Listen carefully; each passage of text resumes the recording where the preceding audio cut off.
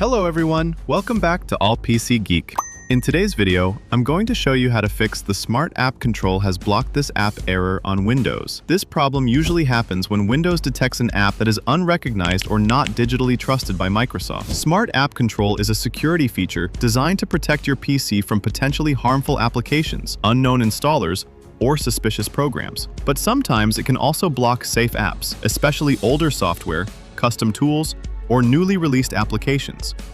So in this video, I'll show you the quickest way to fix it. Let's get started. First, I'll try to install this setup file so you can clearly see the error message. As you can see, Windows displays the message, Smart App Control has blocked this app. Now let's fix it. Open Windows Settings. Then click on Privacy and Security. Scroll down and select App and Browser Control. Once the page opens, click on Smart App Control Settings. Here, you'll see the Smart App Control option.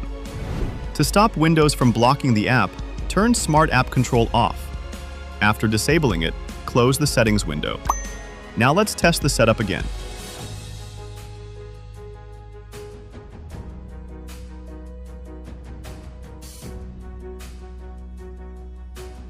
As you can see, the installer now launches successfully without being blocked.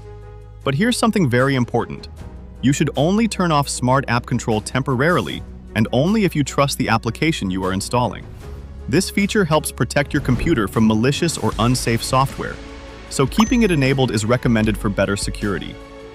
Once you finish installing the trusted app, you can turn the protection back on if needed. And that's it. That's how to fix the Smart App Control has blocked this app error on Windows. If this video helped you, make sure to like the video, subscribe to All PC Geek, and check out my other Windows troubleshooting tutorials. Thanks for watching, and I'll see you in the next one.